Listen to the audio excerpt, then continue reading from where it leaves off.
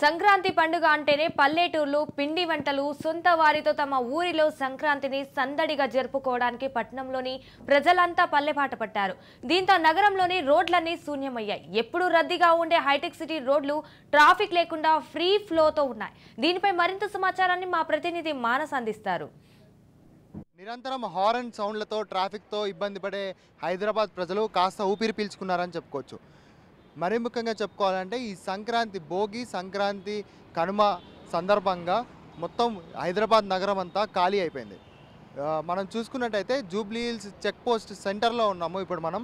So మనం చూస్తున్నాము ఇక్కడంతా కూడా ట్రాఫిక్ చాలా ఖాళీగా, అంటే ఎప్పుడు నిరంతరం ఈ టైంలో రద్దీగా ఉండే ఈ ట్రాఫిక్ కూడా చాలా ఫ్రీ ఫ్లోతో అయితే ట్రావెల్ చేస్తున్నారు. ఆటోలు కావచ్చు, కార్లు కావచ్చు, అందరూ కూడా చాలా ఫ్రీగా, అంటే ఒక్కళ్ళు కూడా హారన్కి పని చెప్పకుండా, ట్రాఫిక్ జామ్ అన్న పదం కూడా వినపడకుండా చాలా ఫ్రీ ఫ్లోతోటి ట్రాఫిక్ సాగుతుంది హైదరాబాద్లో అని అయితే మనం చెప్పుకోవచ్చు. మరి ముఖ్యంగా ఎప్పుడు ట్రాఫిక్ సమస్యతో ఇబ్బంది పడే జూబ్లీ హిల్స్ చెక్ పోస్ట్ సర్కిల్లో కూడా మనం చూస్తున్నాము కంప్లీట్గా ఫ్రీ ఫ్లోతో అయితే ట్రాఫిక్ ఉందని అయితే మనం చెప్పుకోవచ్చు. ముఖ్యంగా సంక్రాంతికి అందరూ ఊరు వెళ్ళడానికి రీజన్స్ అయితే చాలా ఉన్నాయని చెప్పుకోవచ్చు.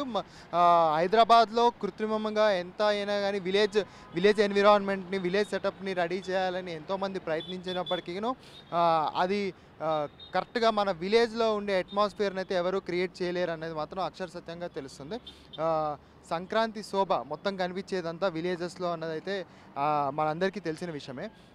అందుకే మనం చూసుకున్నట్టయితే అటు ఆంధ్రాతో పాటు ఇటు తెలంగాణలో కూడా అనేక జిల్లాలకు హైదరాబాద్ ప్రజలందరూ కూడా తరలి వెళ్ళారు. ఆంధ్ర రాయలసీమతో పాటు తెలంగాణ ప్రజలందరూ కూడా తమ స్వస్థలాలకి అయితే వెళ్ళడం జరిగింది. సో దీంతో హైదరాబాద్ నగరం అంతా సగం వరకు ఖాళీ అయిపోయిందని చెప్పుకోవచ్చు. ఐటీ జాబ్స్ చేసే వాళ్ళు కావచ్చు, ఏ ప్రొఫెషన్ వాళ్ళైనా కానీ ఈ 3 రోజులు లాస్ ఆఫ్ పే ఉన్నా కానీ తాము బేర్ చేస్తామని చెప్పేసి ఊర్లకైతే వెళ్ళడం అయితే జరుగుతుంది.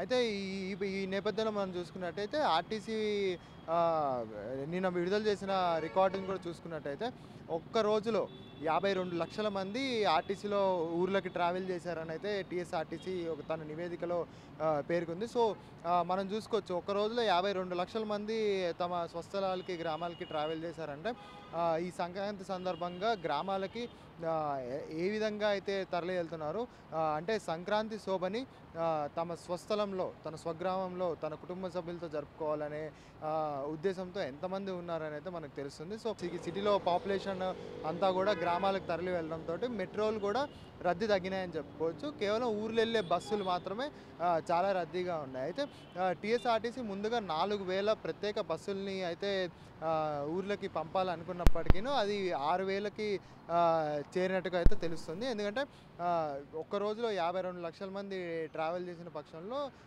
వాళ్ళు ప్రత్యేక బస్సుల్ని కూడా అరేంజ్ చేసి మరి ఊర్లకైతే తరలించారు. సో ఈ సిచ్యువేషన్ అయితే ఇంకొక 2 రోజులు అయితే ఖచ్చితంగా కొనసాగుతుందని మాత్రం మనం చెప్పుకోవచ్చు. కెమెరామెన్ భరత్తో మానస్, రాజ్ న్యూస్.